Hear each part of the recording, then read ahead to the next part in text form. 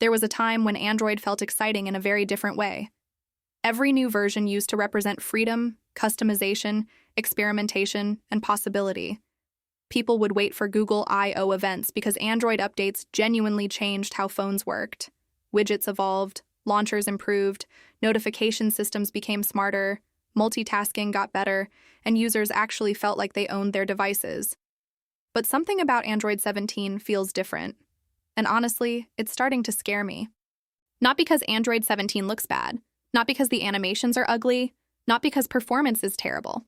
In fact, on the surface, Android 17 looks polished, modern, and incredibly intelligent. That's exactly the problem. The more polished Android becomes, the more invisible the control behind it becomes.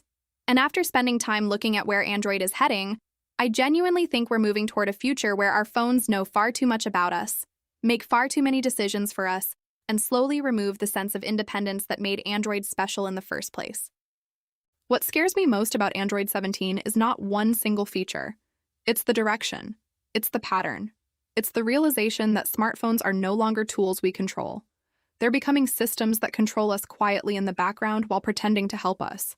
Look at how AI has completely taken over the Android experience now. A few years ago, AI features were optional gimmicks. Companies would advertise photo enhancements, voice assistants, or smart suggestions, but most people ignored them. Now AI is becoming the operating system itself. Android 17 is deeply tied into predictive systems, contextual behavior analysis, personalized automation, and constant data interpretation. Your phone doesn't just respond anymore. It anticipates. It watches patterns, it studies routines, it predicts emotions, schedules, habits, interests, and behavior. And companies market this as convenience. Your phone can summarize notifications before you open them. It can rewrite messages for you. It can prioritize conversations automatically. It can detect your mood based on typing patterns. It can analyze images in real time. It can suggest what you should buy, where you should go, what app you should open, and even who you might want to contact next. At first, that sounds futuristic and useful, but then you realize something disturbing. For Android 17 to become this smart, it has to know everything. Not some things. Everything.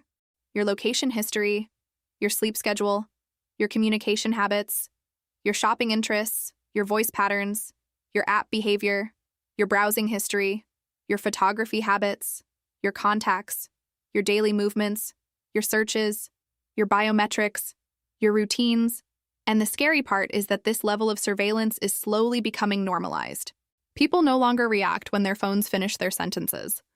People don't question why ads appear seconds after conversations. People don't even get surprised anymore when algorithms predict what they want before they search for it. We've entered a phase where surveillance feels convenient, and Android 17 feels like the biggest step yet toward that reality. Google keeps talking about privacy, on-device processing, and security enhancements.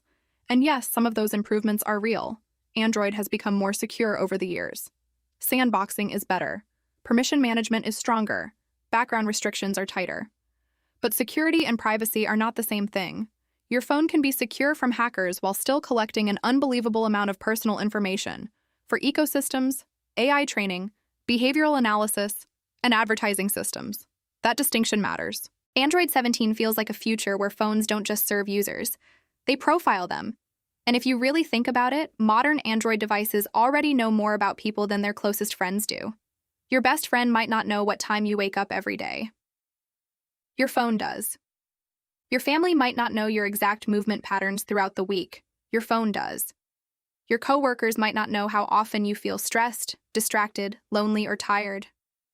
But your device can estimate all of it through behavior analysis. Now combine that with AI systems that are becoming smarter every single year. That's where things become uncomfortable. Because Android 17 isn't just another smartphone update anymore. It feels like the beginning of ambient intelligence becoming permanent. The operating system is slowly disappearing into the background while AI decision-making takes over the foreground. And once people get used to AI making decisions for them, reversing that trend becomes almost impossible. Another thing that genuinely worries me is how dependent Android has become on cloud ecosystems and account integration.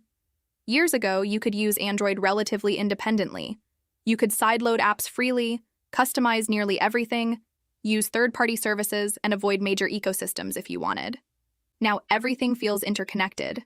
your backups, your photos, your passwords, your notes, your documents, your messages, your AI assistant, your purchases, your identity. Everything flows through centralized accounts. Android 17 pushes even deeper into ecosystem dependency. The operating system increasingly assumes you'll use cloud synchronization, AI services, Google integrations, subscription tools, and connected services for the best experience. And if you don't, parts of the experience feel incomplete. That's intentional. Tech companies realized something extremely powerful years ago.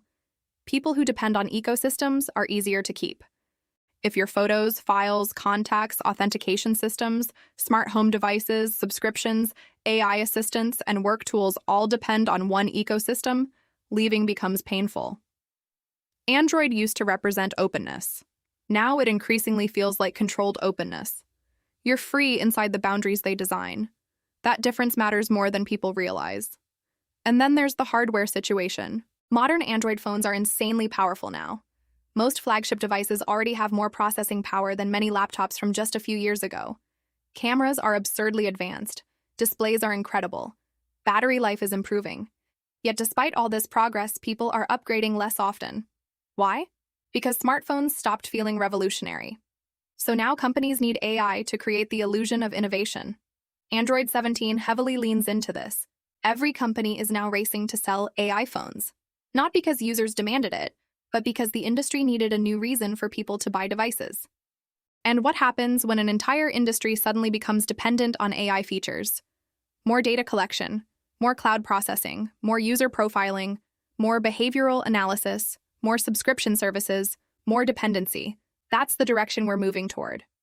Some people say, if you have nothing to hide, why worry? That argument completely misses the point. Privacy isn't about hiding crimes.